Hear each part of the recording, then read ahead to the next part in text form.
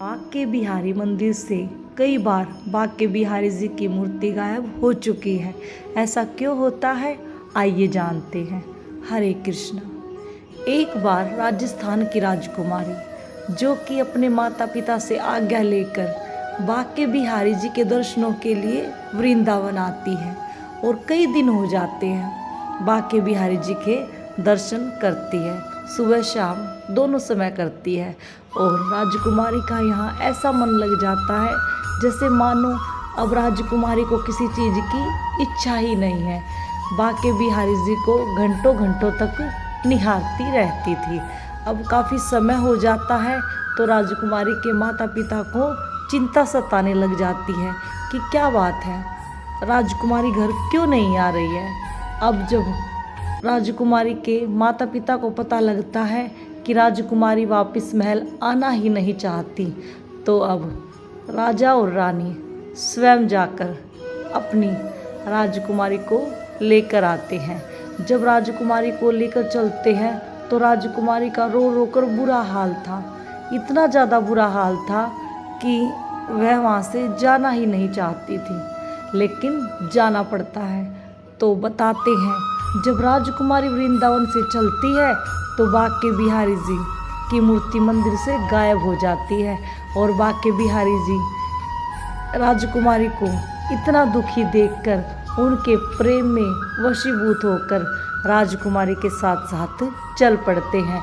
और जब गोस्वामी जी देखते हैं कि मंदिर से तो मूर्ति ही गायब है, तो गोस्वामी जी ने अपनी दिव्य दृष्टि से देखा कि बांके बिहारी जी तो राजस्थान की राजकुमारी के साथ साथ चले गए हैं।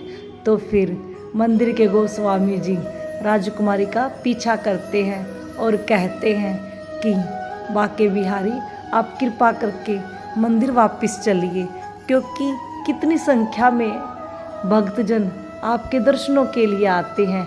उन भक्तों का क्या होगा जो आपके लिए आते हैं, आपके बिना मंदिर का क्या काम है। यह सारी बातें सुनकर बांके बिहारी जी वहाँ से अंतर्ध्यान हो जाते हैं और गोस्वामी जी समझ जाते हैं कि बांके बिहारी जी वापस मंदिर जा चुके हैं। जैसे ही मंदिर में आते हैं तो मंदिर में बांके बिहारी जी की मूर्ति मिल जाती है। तो दोस्तों, ऐसे हैं हमारे बांके बिहारी लाल, जो इनको प्रेम से एक बार देख लेता है, जो इनसे प्रेम करता है, तो हमारे बांके बिहारी जी कभी भी अपने भक्तों को दुखी नहीं देख सकते। अगर उनके भक्त इतने दुखी होते हैं तो वो साथ साथ चल पड़ते हैं।